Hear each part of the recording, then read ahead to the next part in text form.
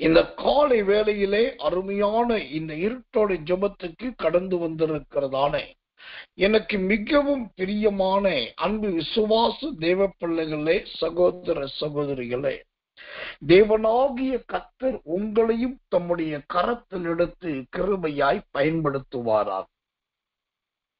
இப்பொழுது பரிசுத்த வேதாகமத்திலிருந்து ஒரு வசனத்தை நான் உங்களுக்காக வாசிக்கிறேன். தேவனாகிய கர்த்தர் கொடுக்கிற தம்முடைய வார்த்தையை நாம் கேட்க போகிறோம். கர்த்தர் அனுமதித்தால் அல்லது கர்த்தர் கட்டளையிட்டால் இடையிடையே தேவனுடைய தீர்க்க தரிசனங்கள் உங்களுக்கு சொல்லப்படும். அல்லாவிட்டால் நேரடியாய் தேவனுடைய வசனமே உங்களுக்கு தீர்க்க தரிசனமாக கடந்து வந்து கொண்டிருக்கும். சகரியா தீர்க்க தரிசனத்தின் புஸ்தகம் 10ஆம் அதிகாரம் 6வது வசனம். சகரியா 10:6 வாசிக்கிறேன். நான் யூதா வம்சத்தாரை பலப்படுத்தி யோசேப்பு வம்சத்தாரை ரட்சித்து அவர்களை திரும்ப நிலைக்க பண்ணுவேன். நான் அவர்களுக்கு இறங்கினேன்.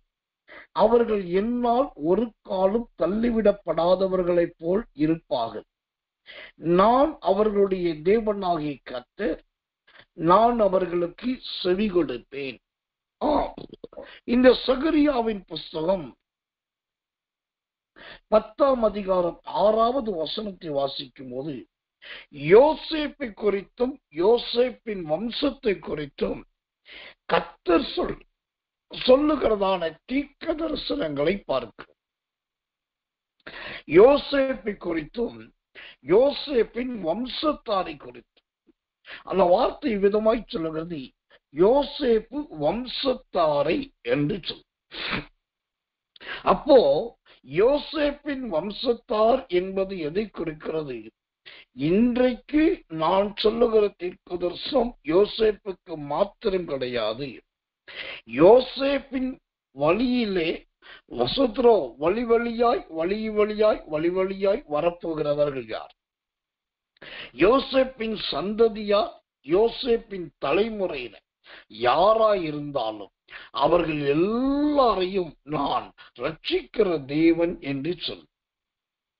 ஒரு யோசேப்பை வைத்து அவனுடைய வம்சம் முழுவதையும் கர்த்தர் ஆசீர்வதிப்பேன் என்று சொல்லுகிறார் என்று சொன்னால், அந்த வம்சத்தினர் அனைவருடைய இரத்த பலியும் அந்த வம்சத்தினருடைய அனைவருடைய ஜீவனின் கிரியையும் இந்த யோசேப்பின் மேலே இருந்திருக்கு.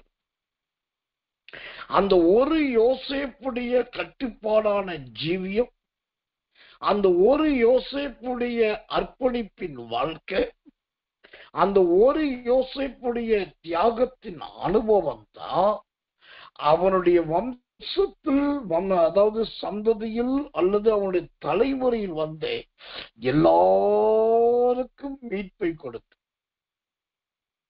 கர்த்தருக்கு மகிமையும் தயவும் கிருபையும் உண்டாவதாம். இந்த கடைசி நாட்களிலே தேவனுக்காக வாழ்கிறவர்கள் அநேகர் இருக்கிறார்கள், ஏராளமாய் இருக்கிறார்கள்.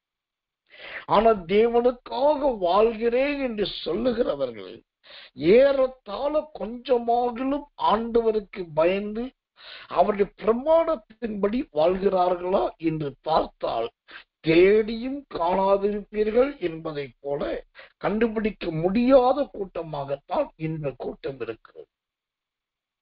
ஆனால் அதையும் கடந்து ஒரு சில யோசேப்புகளையும் அந்த யோசேப்புக்கள் மூலமாக அவருடைய வம்சத்தையும் தலைமுறையையும் கர்த்தர் இன்றைக்கும் ஜீவனோடு வைத்திருக்கிறார்.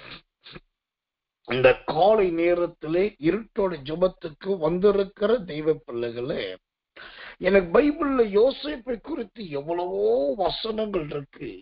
அதுல எனக்கு ரொம்ப பிடிச்ச ஒரே ஒரு வசனம், யோசேப்பை குறித்து சொல்ல வேண்டிய ஒரே ஒரு வசனம், ரொம்ப பிடிச்ச வசனம் என்னன்னாக்கா, ஆதியாகமம் 49ஆம் அதிகாரம் 25வது வசனம். ஆதியாகமம் 49:25 சொல்லுகிறது, உன் தேவனாலே ஆயிற்று, உன் தகப்பனுடைய தேவனாலே ஆயிற்று. அப்ப ஆண்டவர் யோசேப்பை பார்த்து சொன்னாரு, உன் அப்பாவின் நிமித்தம் உன்னை ஆசீர்வதிக்கிறேன்னு சொல்லு. அப்ப என்ன அர்த்தம்? இந்த காலை வேளையிலே இருட்டோடு ஜெபத்துக்கு வந்திருக்கிற நீங்களும் இந்த யோசேப்பின் தகப்பனை போலவும் அல்லது யோசேப்பை போலவும் கர்த்தருடைய கண்களில் தயை பெற்றவர்.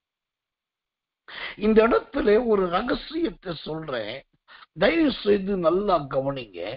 இந்த இருட்டோட ஜெபத்துக்கு தொடர்ந்து வருகிற சிலர் எனக்கு தெரியும். எனக்கு மட்டும் இல்ல, இந்த ஊழியத்தை நடத்துகிற எல்லாருக்கும் தெரியும். அவர்கள் எல்லா நாளும் வருகிறார்கள். அப்புறம் எல்லா நாள் இருட்டோட ஜெபத்தில் கலந்து கொள்ளுகிறார்கள்.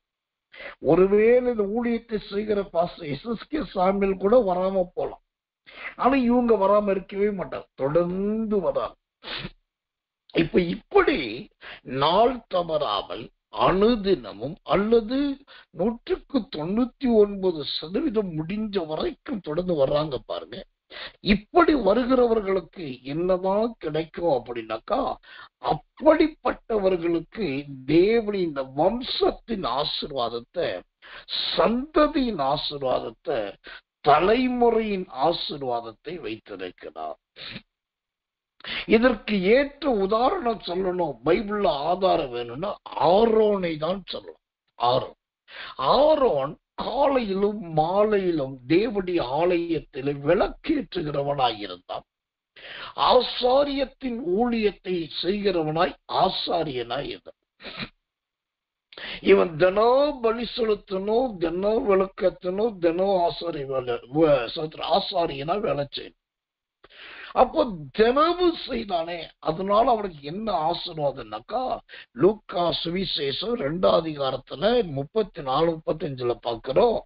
அங்க ஆரோனின் குமாரத்தி ஆகிய அன்னாள் அப்படின்னு ஒரு வயதான தாயாருக்கு சொல்லு. அந்த தாயாருக்கு பேரு அன்னாள். அவள் அந்நேரத்தில் வந்திருந்து கர்த்தரை புகழ்ந்து பாடு. ஆனா அவளை குறித்து பைபிள் சொல்லுவது என்ன சொல்லுது? ஆரோனின் குமாரத்தி ஆகும். அப்போ யாத்திராம காலத்துல இஸ்ரவேல் ஜனங்களுடைய நீண்ட பிரயாண காலத்துல சலிச்சு போகாம தினம் அந்த ஆரோன் பலி செலுத்துகிற மனுஷனாயிருந்தா, தினம் ஆராதிக்கிறவராயிருந்தா. கர்த்தர் நல்லவை, கர்த்தர் ஊழித்து ஒரு நாள் விடாம. இதனால கிடைச்சது என்னன்னா, அவருடைய வம்சம் அழிஞ்சு போகல, அவருடைய வம்சம் வேர் அறுப்புண்டு போகல, கெட்டு போகல.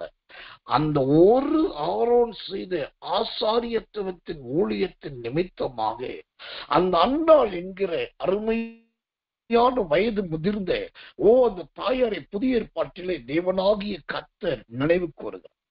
எனக்கன்பான தேவ பிள்ளைகளே, அப்போ இதுதான் தேவனுடைய ஆசீர்வாதத்தின் கிருபை. ஆண்டவர் நினைச்சால் இந்த சகரியாவின் புஸ்தகம் 10ஆம் அதிகாரம் 6வது வசனம் சொல்லுகிறது போல, கர்த்தர் நல்லவே, மகிமையின் தேவனாகிய கர்த்தர் உங்களுடைய வம்சத்தை, சந்ததியை, உங்க தலைமுறையை ஆசீர்வதிப்பார். அதுல சந்தேகமே கிடையாது. கர்த்தருடைய நாமத்துக்கு மகிமையும் கிருபையும் தயவும் உண்டாவதாம். அப்போ என்ன சொல்ல வருகிறேன்? இந்த யோசேப்பு மட்டுமல்ல, யோசேப்பின் வம்சத்தை ஆசீர்வதிக்கிற தேவன் உங்களையும் ஆசீர்வதிப்பார், கனப்படுத்துவார். ஒன்று. இரண்டாவதாக, அந்த சகரியாவின் புஸ்தகம் 10ஆம் அதிகாரம் 6வது வசனம் இவ்விதமாய் சொல்லுகிறது, யோசேப்பு வம்சத்தாரை ரட்சித்து அப்படின்னு பார்க்கும். யோசேப்பின் வம்சத்தாரை ரட்சிக்கிற தேவன். ரட்சித்து என்றால் என்ன அர்த்தம்? காப்பாற்றி என்றார். காப்பாற்றுகிற தேவனுக்கு மகிமையும் கிருபையும் தயவும் உண்டாவதாக. அப்போ இந்த ரட்சித்து என்பதை குறித்து பரிசுத்த வேதாகமத்திலே நிறைய வார்த்தைகளையும் வசனங்களையும் நாம் பார்க்கிறோம். அந்த ரட்சித்து என்பதிலே விசேஷித்த விதமாய் தேவனுடைய பலத்த கரம் அவர் சொன்னபடியே அநேகரை காப்பாற்றினதை, அநேகரை மீட்டுக் கொண்டதை நாம் பார்க்கிறோம். அப்ப இந்த ரட்சித்து என்பது எதை குறிக்கிறது? ஒரு கிருபையுள்ள வசனத்தை வாசிக்கிறேன், ஜெபத்தோடு கவனி. உமது பிரியர் விடுவிக்கப்படும் பொருட்டு உமது வலது கரத்தினால் ரட்சித்து எங்கள் ஜெபத்தை கேட்டருளும். சங்கீதங்களின் புஸ்தகம் 108 சங்கீதம் 6வது வசனம். சங்கீதம் 108:6. உமது பிரியர் விடுவிக்கப்படும் பொருட்டு உமது வலது கரத்தினால் ரட்சித்து எங்கள் ஜெபத்தை கேட்டார். இப்ப தேவன் இந்த யோசேப்பின் வம்சத்தாரை ரட்சிக்கிறார் என்று சொன்னால் யாரை ரட்சிக்கிறார்? இந்த ஜெபத்திலே கலந்து கொள்ளுகிறவர்கள், இந்த ஜெபத்துக்கு வருகிறவர்கள், ரொம்ப முக்கியமாய் அதிக ஜெபத்திலும் அதிக உபவாசத்திலும் அதிக தேவ சமூகத்துல காத்திருக்கிறதிலும் யார் முக்கியத்துவம் கொடுக்கிறார்களோ அவர்களை ஆண்டவர் ரட்சிக்கிற தேவனாய் இருக்கு. அவர்களை தேவன் ரட்சிப்பு என்கிற காப்பாற்றுகிற தேவனாய் இருக்கு.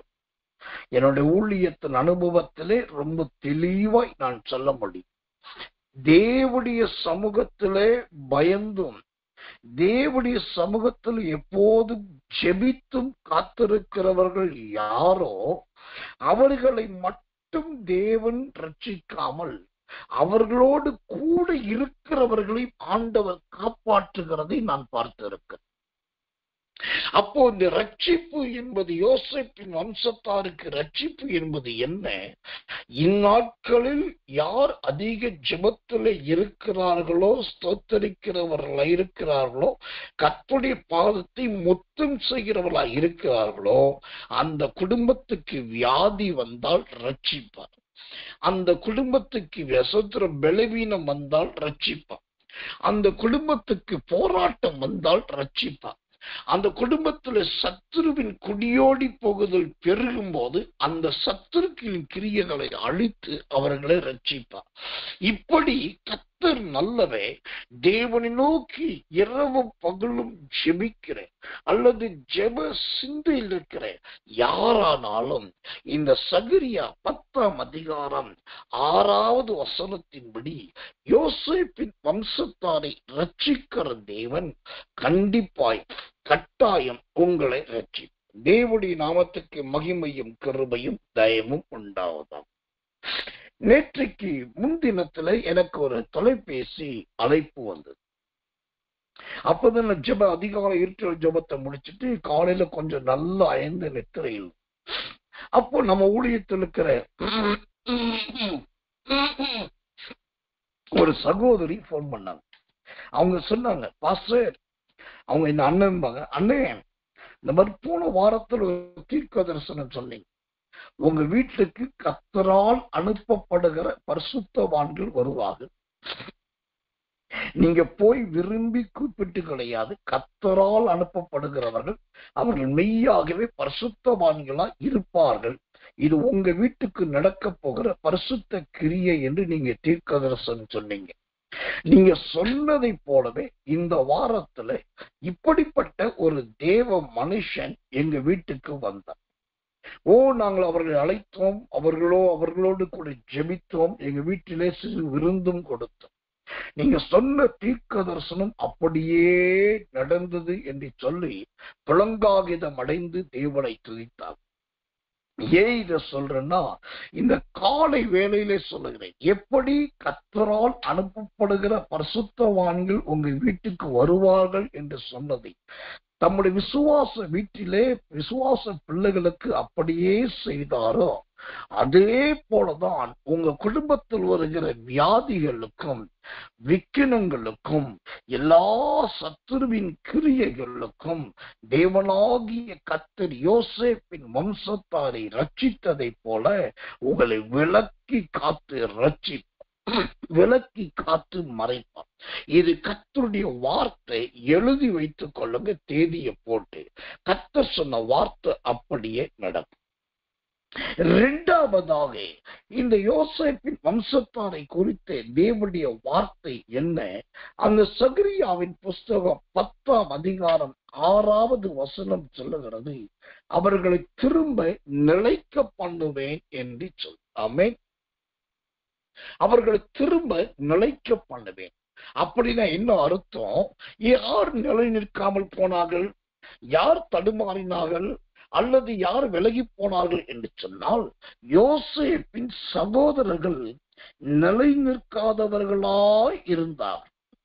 ஒரு பக்கம் தகப்பனுக்கு பிரியமாயிருப்பது, மறுபக்கம் ஒரு தன்னுடைய சகோதரர் யோசேப்பை துன்பப்படுத்துவது, அப்புறம் அவங்களால் கூட்டு கலந்து கொள்வது, இப்படியாக கர்த்தர் நல்லவர், அவங்க பல விதத்திலே தங்களை வெளிப்படுத்துகிறவர்களா இருந்தார்கள். ஆனால் அப்படிப்பட்டவர்களை ஆண்டவர் என்ன செய்கிறார், இந்த யோசேப்பை கொண்டே அழகாய் தமக்குள் கொண்டு வருகிறார். யோசேப்பை கொண்டே அவர்களை திரும்ப கொண்டு வருகிறார். கர்த்தர் நல்லவர், கர்த்தர் நல்லவர், கர்த்தர் நல்லவர். அப்ப யோசேப்பை கொண்டு வரும்போது என்ன நடக்கிறது? அவர்கள் பாவ உணர்வு அடைகிறார். பாவ உணர்வு அடைந்து கர்த்தர் நல்லவர், கர்த்தர் நல்லவர், கர்த்தர் நல்லவர். தன் சகோதரிடத்தில் வந்து நாங்கள் செய்தது குற்றம்தான் என்று சொல்லி அவர்கள் ஒத்துக்கொள்ளக்கூடிய அளவுக்கு அவங்களுடைய பாவ உணர்வு அவர்களுக்குள் மாற்றத்தை கொடுத்து கர்த்தர் நல்லவர். அதன் பின்புதான் இந்த யோசேப்பின் மூலமாக யோசேப்பின் சகோதரர்களும் யோசேப்பின் தகப்பனாகிய யாக்கோவும் பின் திரும்பவும் நிலைநிறுத்தப்பட்டார். ஒரே எகிப்திலே, ஒரே கோசின் பட்டணத்திலே யோசேப்போடு கூட சேர்ந்த ஒரே குடும்பமாக நிலைக்கப்பட்ட. அப்போ இந்த நிலைக்க பண்ணுவதை குறித்து தேவனுடைய வசனம் என்ன சொல்லுகிறது? 1 நாளாகமத்தின் புஸ்தகம் 17ஆம் அதிகாரம் 12வது வசனம். 1 நாளாகமம் 17:12. அந்த வசனம் இவ்விதமாய் சொல்லுகிறது, கர்த்தர் அவன் எனக்கு ஒரு ஆலயத்தை கட்டுவான், அவன் சிங்காசனத்தை என்றென்றைக்கும் நிலைக்கப்படும். அவன் சிங்காசனத்தை என்றென்றைக்கும் நிலைக்கப்படும். அப்ப யோசேப்பின் வம்சத்தாரை தேவன் நிலைக்க பண்ணுகிறார் என்றால் என்ன அர்த்தம்? அவர்கள் சிங்காசனம் என்பது எதை குறிக்கிறது? உயர் பதவியை குறிக்கிறது, உயர்ந்த ஸ்தானத்தை குறிக்கிறது, மேலான அனுபவத்தை குறிக்கிறது. ஆம், இந்த யோசேப்பின் சகோதரர்களுக்கு ஆண்டவர் நல்ல ஆடுகளை கொடுத்தார், மாடுகளை கொடுத்தார், விவசாயத்தை கொடுத்தார். அவர்களுக்கு அந்த எகிப்து தேசத்திலே உரிமையும் கொடுக்கப்பட்டது, அதிகாரமும் கொடுக்கப்பட்டது. அப்போ அவங்களுக்கென்று ஒரு ஸ்தானம். அப்ப நிலைக்க பண்ணுகிற தேவன் என்ன செய்கிறார்? கர்த்தர் நல்லவை. உங்களை சிங்காசனத்தில் உட்கார வைப்பதற்கு அவர் கிருபையுள்ள தேவனாகவும் தேவ தரிசனம் உள்ள தேவனாகவும் இருக்கிறார். ஆமென். யோசேப்பின் வம்சத்தாரை நிலைக்க பண்ணுவேன் என்று சொன்ன ஆண்டவர் தடுமாற்றங்கள், தள்ளாடுதல்கள், இடறல்கள், பின்வாங்குதல், விழுந்து போகுதல், இவை எல்லாவற்றுக்கும் விளக்கி அந்த வம்சத்தை ஆண்டவர் நிலைக்க பண்ணுகிறார். திரும்பவும் நிலைக்க பண்ணுவேன் என்று சொன்ன ஆண்டவர் இந்த காலை வேளையிலே உங்களோடு இடைப்பட்டு கொண்டிருக்கிறார். மகனே, மகளே, என் குடும்பத்தின் நிலைமை இப்படிதான் இருக்குமா? என் வீட்டின் நிலைமை இப்படிதான் இருக்குமா? திரும்பவும் தேவன் ஏதாவது செய்வார் என்று காத்து கொண்டிருக்கிறீர்களா? கவலையே பட வேண்டாம். இந்த சகரியாவின் புஸ்தகம் 10ஆம் அதிகாரம் 6வது வசனத்தின்படி உங்க குடும்பத்தையும் உங்க பிள்ளைகளையும் அல்லது அவர்கள் செய்கிற ஊழியமானாலும் அவர்கள் செய்கிற வேலையானாலும் எழுதி வைத்துக் கொள்ளுங்க. அதில் நிலைக்க பண்ணுவார். பலவீனம் வந்து தாக்கி பலவீனத்தினால் வேலையை இழந்துருவா அப்படின்னு பயப்படுற சகோதரி, அந்த பலவீனத்தை நிமித்தம் வேலையும் இழக்கப்படாமல் பலவீனமும் சரீரத்தில் ஏறாமல் வேலையை நிலைக்க செய்து சரீரத்தையும் ஆரோக்கியத்தினால் நிரப்ப போகிறார். அது நிமித்தம் அந்த வேலை நிரந்தரமாய் நிலைத்து நிற்க போகிறதை காணப்போகிறேன். இன்னொரு காரியத்தை சொல்கிறேன். இன்றைக்கு இந்த நாட்களில் நிறைய பேர் ஊழியம் செய்கிறார். இந்த காலத்து ஊழியம் எப்படி இருக்கிறது தெரியுமா? நிலைச்சு நின்னால் போதும், தொடர்ந்து ஒரு ஊழியத்தை செஞ்சால் போதும் என்கிற ஒரு கட்டாயத்துலதான் இன்னைக்கு கிறிஸ்தவ உலகமும் கிறிஸ்தவ வட்டாரமும் இருக்கிறது. நிறைய ஊழியங்கள் பெருகிவிட்டது. நிறைய ஊழியக்காரர்கள் வந்து விட்டார்கள். நூதனமான பிரசங்கங்கள், வினோதமான சத்தங்கள், வித்தியாசமான செய்திகள் இதெல்லாம் வந்துட்டதுனால பழங்கால அல்லது முற்கால அல்லது ஆதி முதல் ஊழியம் செய்கிற சிலருக்குள் இப்ப நிலைக்க என்ன நினைப்புனா, நம்ம தொடர்ந்து ஊழியம் செய்ய முடியுமா முடியாதா, தொடர்ந்து ஊழியத்தில் நிலைச்சு நிற்க முடியுமா, முடியாம போயிருமோ என்கிற ஒரு பயம் கூட நிறைய தெய்வ மனிதர்களுக்கு வந்துவிட்டது. அப்படிப்பட்ட சந்தேகத்தோடும் அல்லது கலக்கத்தோடும் ஒருவித பயத்தோடு நீங்க இந்த காலையில இருட்டோட ஜெபத்தை கேட்பீர்கள் என்று சொன்னால், கர்த்தருடைய ஊழியக்காரனாய் இருந்து தேவனுடைய வார்த்தையை சொல்ற இந்த சகரியா 10ஆம் அதிகாரம் 6வது வசனத்தின்படி யோசேப்பின் வம்சத்தாரை திரும்பவும் நிலைநிற்க பண்ணினவை உங்களை நிலைநிற்க பண்ணுவார். நீங்கள் இடறி போவதும் இல்லை, உங்கள் கையை பிடித்து இழுத்து யாரும் வெளியே தள்ளப்போவதும் இல்லை. கர்த்தர் நல்லவர்.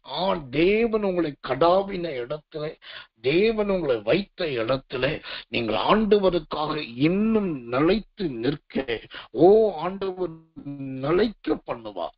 நீங்கள் கவலையே பட வேண்டாம். மாம்சத்தோடும் ரத்தத்தோடும் சிந்திக்காதீர்கள். கர்த்தர் ஆவியோடும் கிருபையோடும் ஒருவனப்படுங்க. அப்ப ஆண்டவர் சொன்ன வார்த்தை உங்க குடும்பத்துல, உங்க ஊழியத்துல, உங்க சபையில நிச்சயமா நடக்கும், கண்டிப்பா நடக்கும். அது ஒரு நாளும் மாறாது.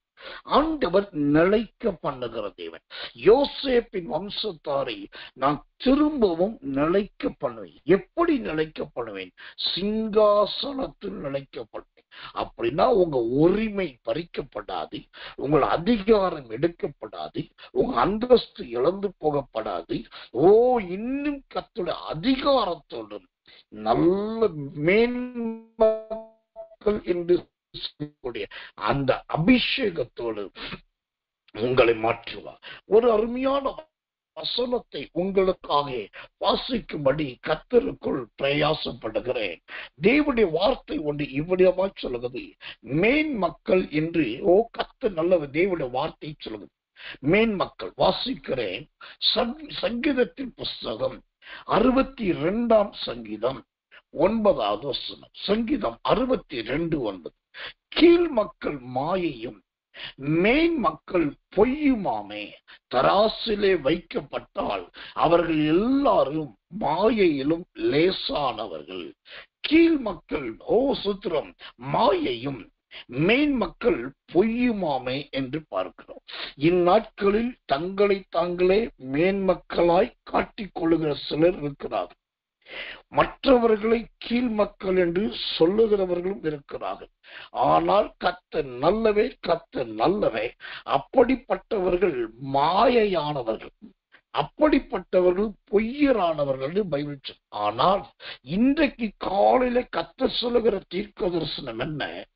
யார் தங்களை மேன்மக்கள் என்று கருதுகிறார்களோ அவர்களை விட ஒரு மேன்மையான இடத்துலதான் கர்த்தர் உங்களை சிங்காசனத்தில் உட்கார வைக்க விரும்புகிறார். கர்த்தர் உங்களுக்கு சிங்காசனத்தில் மறுபடியும் நிலைக்க பண்ணுவார். அந்த அபிஷேகம் உங்களுக்கு இருக்கும். உங்களுக்கு தெரியுமா, சிங்காசனம் என்பது சிங்கத்துக்கு சமானம் என்று பார்க்க. பழைய ஏற்பாட்டு காலத்திலே சாலமோனின் நாட்களிலே சிங்காசனத்திலே அவன் ஏறி சிங்காசனம் உட்கார்ந்த உடனே வலது பக்கத்தில் 6 சிங்கமும் இடது பக்கத்தில் 6 சிங்கமும் இருக்கிற வண்ணமாகத்தான் அந்த சிங்காசனத்தை செய்திருப்பாங்க. அப்போ அந்த சிங்காசனம் என்பது சிங்கத்துக்கு சமானம். நீங்க தைரியம் கொள்ளுங்கள், பயப்படாதீங்கள், எந்த காரியத்தை குறித்து கலங்காதீங்கள், யாரை குறித்து யோசிக்காதீங்க. கர்த்தர் யோசேப்பின் வம்சத்தாரை ஆசீர்வதிப்பேன் சொன்ன ஆண்டவன் உங்களை ஆசீர்வதிப்பது மாத்திரமல்ல, மறுபடியும் நிலைக்க பண்ணும், மறுபடியும் நிலைக்க பண்ணுவான். கர்த்தர் நல்லவே, கர்த்தர் நல்லவே, கர்த்தர் நல்லவர். அப்ப யோசேப்பின் வம்சத்தாருக்கு முதலாவது வம்சத்தை ஆசீர்வதித்து ரட்சிக்கிறார்.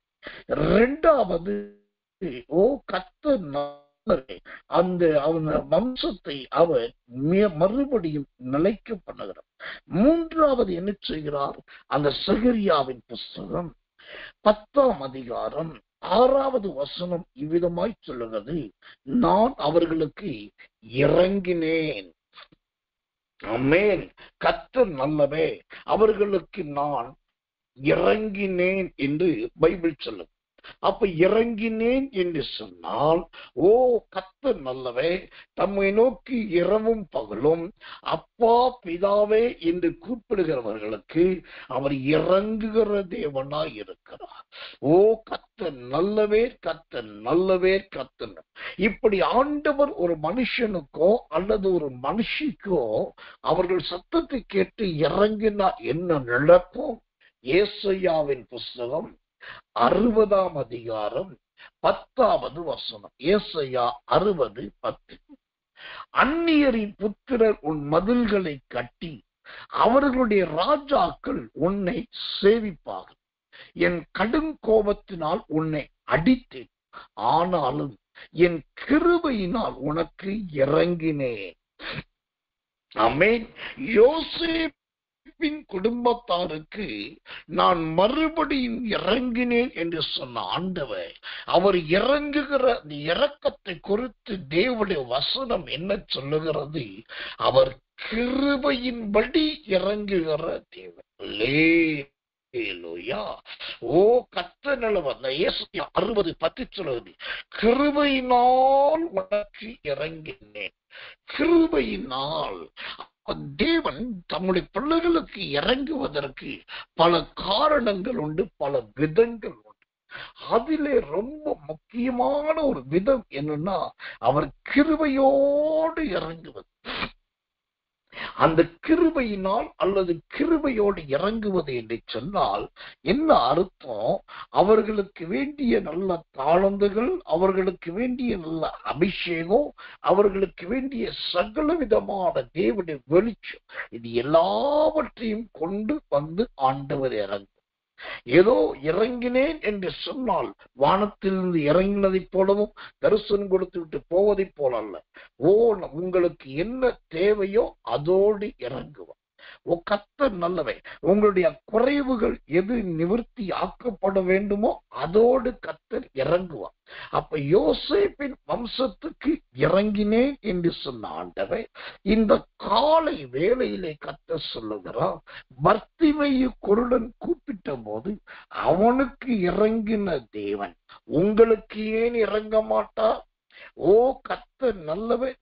பர்த்திமேயு என்கிறவன் பார்வையற்றவன், அவன் ஒரு பிறவி குருடன், வழி அருகே அமர்ந்து பிச்சை கேட்டுக் கொண்டிருக்கிறவன். இப்படி அற்பமான அடையாளத்தை உடையவன் தான் அந்த பர்த்திமை.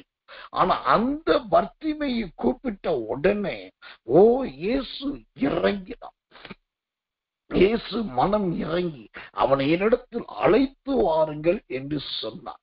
இதுதான் தேவனுடைய இரக்கம்.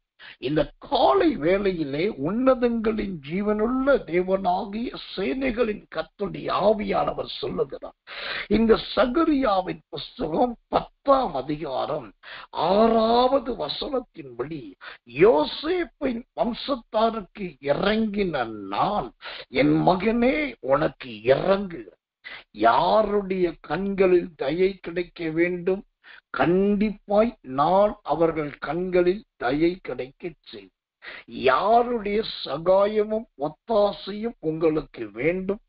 அந்த சகாயத்தையும் ஒத்தாசையும் உண்டு பண்ணுவது மாத்திரமல்லாமல் அதை கொடுக்கிறவராயும் ஆண்டவர் வருகிறார். அதற்கு பேர்தான் அவர் இறங்குகிற தேவன். மோசே குழந்தையா இருக்கும் போது தண்ணீரில் நாணல் பெட்டியில் தத்தளிக்கும் போது அந்த மோசேக்கு இறங்கும்படியாய் மிரியாம் என்னும் ஒரு சிறு பெண்ணை ஆயத்தப்படுத்தினதை போல இதோ நீங்கள் மோசையை போல தத்தளித்துக் கொண்டிருக்கிற இடத்திலிருந்து மீட்கப்படுவதற்கு மிரியாம் போன்ற நல்ல கர்த்தருக்கு பயந்த பிள்ளைகளை உங்களுக்கு ஏற்படுத்த போகிறார். தேவனுடைய இரக்கத்தை காண்பீர்கள், தேவனுடைய இரக்கத்தை உணர்வீர்கள். தேவனுடைய இரக்கம் உங்களுடைய உங்கள் குடும்பத்துக்கு உண்டாகும் இயேசுவின் நாமத்தினாலே. கர்த்தர் நல்லவன். அப்ப யோசேப்பின் குடும்பத்துக்கு ஆண்டவர் இறங்குகிறவராயிருந்தார். எப்படி இறங்குகிறார்? ஏசாயா 60:10 சொல்லுகிறபடி, ஓ கர்த்தர் நல்லவே, கர்த்தர் நல்லவே, கிருபையின்படி கிருபையின்படி கிருபையினால் உனக்கு இறங்கினேன். இப்படி ஆண்டவர் கிருபையினால் என்ன நடக்கும்? அந்த வசனம் சொல்லுகிறது, உன் மதில்களை கட்டி அப்படின்னாக்கா கர்த்தர் நல்லவை. நீங்க இருக்கிற இடத்தை சுற்றிலும் அது ஒரு பாதுகாப்பின் கோட்டையாக மாறுகிறது. இந்த மதில் கட்டப்படுவது எதை குறிக்கிறது? இயேசு கிறிஸ்துவின் இரத்தத்தினால் சூழப்படுவதை காண்பிக்கிறது. அதுதான் மதில்களை கட்டி. இயேசு கிறிஸ்துவின் இரத்தத்தை நீங்கள் விசுவாசிக்கிற தேவ பிள்ளை, இயேசு கிறிஸ்துவின் இரத்தத்தை நீங்க அறிக்கையிடுகிற தேவ பிள்ளை, இயேசு கிறிஸ்துவின் இரத்தத்தை வச்சு ஸ்தோத்தரிக்கிற தேவ பிள்ளைனா எழுதி வைத்துக் கொள்ளுங்க. ஓ கர்த்தர் நல்லவன். அந்த சோத்திரம் அதற்கும் தேவன் தம்முடைய கிருபையை உங்களுக்கு வழங்க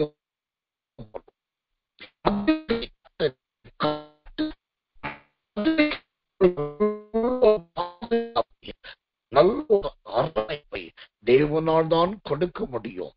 ஏனென்றால் அதுதான் அவர் இறங்குகிறதையும் இந்த யோசேப்பின் வம்சத்தாருக்கு இறங்கினவர் உங்களுக்கும் இறங்குவார்.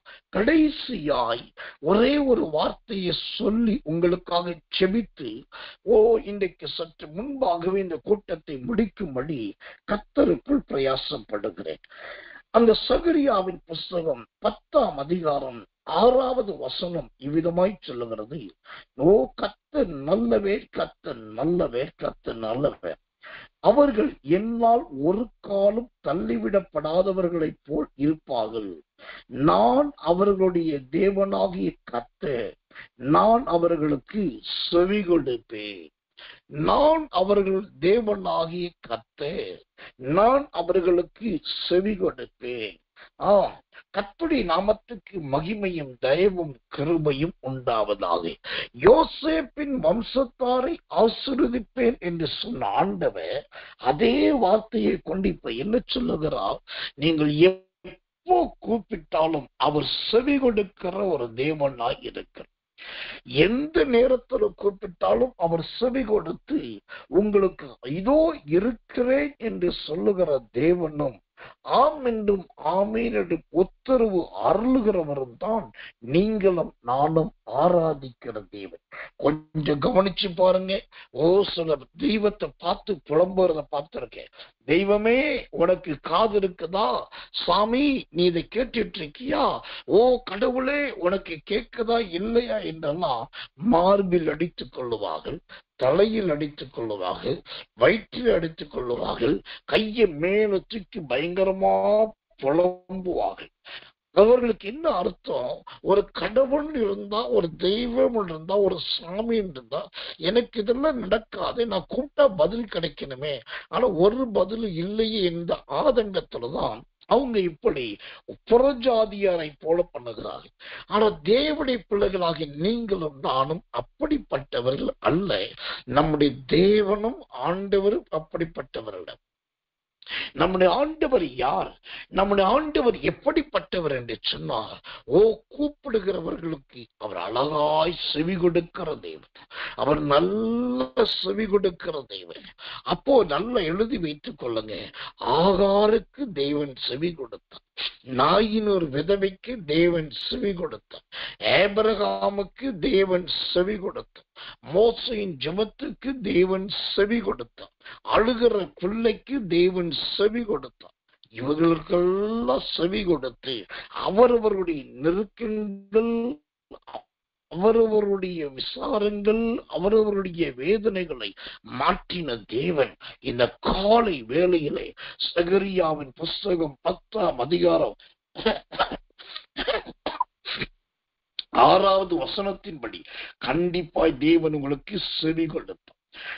கர்த்தருடைய ஊழியக்காரராக நான் சொல்றேன், அந்த தேவன் செவி கொடுக்கிறவர் என்பதை எப்படி உணர முடியும் என்று சொன்னா, ஆபத்துல அப்பா பிதாவே அப்படின்னு கூப்பிட்டா போதும்.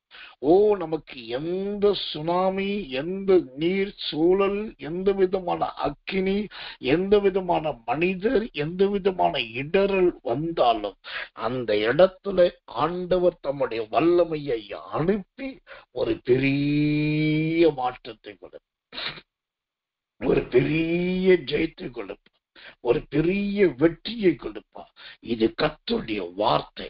ஆம், எனக்கன்பான தேவ பிள்ளைகளே, மகிமையின் ஜீவனுள்ள தேவனாகிய கர்த்தருடைய ஆவியானவர் இந்த சகரியாவின் புஸ்தகம் 10ஆம் அதிகாரம் 6வது வசனத்தில் சொல்லப்பட்ட அந்த யோசேப்பின் வம்சத்தாருக்குரிய கண்டிப்பான ஆசீர்வாதத்தை, நிச்சயமான தயவை உங்களுக்கும் உங்கள் குடும்பத்துக்கும், உங்கள் வேலைக்கும் உங்க ஊழியத்துக்கும் ஆமென்றும் ஆமேன் என்றும் வழங்குவார்.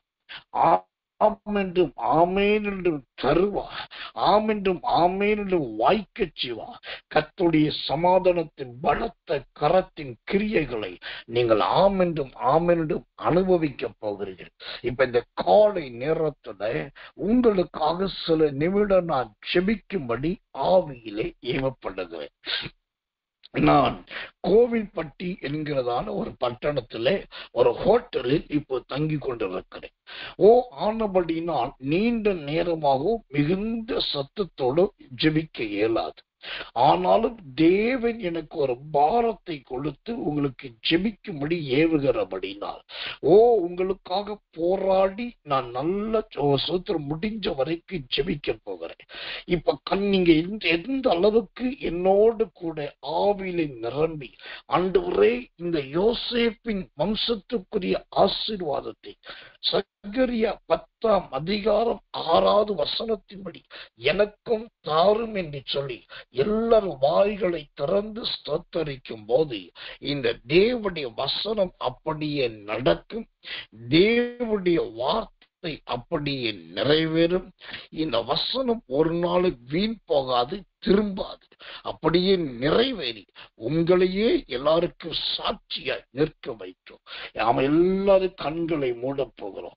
ஆண்டவரே, இந்த யோசேப்பின் வம்சத்தாருக்குரிய சகல ஆசீர்வாதங்களும் எனக்கும் வேண்டும், என் குடும்பத்துக்கும் வேண்டும், எல்லாருக்கும் வேண்டும் என்று சொல்லி ஒப்பு கொடுத்து கர்த்தரை துதிக்க போகிறோம். நாம் தினந்தோறும் ஒரு கரம் கொடுக்கும் ஊழியத்தை குறித்த சாட்சியை கேட்டு வருகிறோம். இன்றைக்கு சாட்சி கிடையாது, நாளைக்கு அந்த சாட்சி விளக்கமாகவும் உபரமாகவும் அறிவிக்கப்படும். அதற்கு பதிலாக இப்போ கொஞ்சம் சில நிமிடங்கள், ரொம்ப நேரம் கிடையாது, சில நிமிடங்கள் நாம் ஜெபிக்க போகிறோம். ஒரே ஒரு வார்த்தையை சொல்லி நான் ஜெபத்துக்குள்ள போறேன். இப்போ இருட்டோடு ஜெபத்தில் கலந்து கொண்டிருக்கிற நீங்கள் உள்ளான இருட்டு அறையில் இருக்கிற 1-2 பேரை நான் பார்க்கிறேன். உள்ளான இருட்டு அறையில் இருந்து இந்த தேவ சத்தத்தை கேட்டுக்கொண்டிருக்கிறதை பார்க்கிறேன். மற்ற சிலர் பல விதங்கள் இருக்கிறீர்கள். நீங்க உள்ளான இருட்டு அறையில் இருந்தாலும் சரி, அல்லது கட்டில் மீது உட்கார்ந்து கொண்டு டேபிள் மீது கை வைத்துக் கொண்டிருந்தாலும் சரி, அல்லது சுவற்றிலே சாய்ந்து கொண்டு தலையணையை உங்களுக்கு பக்கமாய் வைத்துக் கொண்டிருந்தாலும் சரி, அல்லது சமையல் கட்டிலோ வேறு அறையிலோ கூட நீங்க தனித்து வந்து உட்கார்ந்திருந்தாலும் சரி, நீங்க எந்த இடத்துல இருந்தாலும் சரி, முதலாவது தேவனுடைய கிருபை இறங்கி நீங்க இருக்கிற அந்த சூத்திர ஹால், நீங்க இருக்கிற ரூம், நீங்க இருக்கிற பிளேஸ், அது எதுவானாலும் அது முதலாவது தேவன் சுத்திகரிக்க விரும்புகிறார். ஒரு தெய்வீக சுத்திகரிப்பை கர்த்தர் கொடுக்க போகிறார். கண்களை மூடி ஆவியில நிரம்பி, ஆண்டவரே, யோசேப்பின் வம்சத்தாருக்குரிய அந்த ஆசீர்வாதம் எங்களுக்கு உண்டாக வேண்டும். முதலாவது எங்க ஸ்தலம் சுத்திகரிக்கப்படுவதாக தேவன் தாமே இறங்கி பரிசுத்தப்படுத்தும் என்று சொல்லி எல்லாரும் கண்களை மூடி ஆவில் நிரம்பி ஒப்பை கொடுத்து கர்த்தரை சுத்திரம் பண்ணுவோம் இயேசுவின் நாமத்தினால். இன்னைக்கு ஆண்டவர் 3 காரியத்தை சொல்லி இருக்கிறார். முதலாவது, நீங்க இருந்த இடம் அது எதுவானாலும் அந்த இடத்தை சுத்திகரித்திருக்கிறோம்.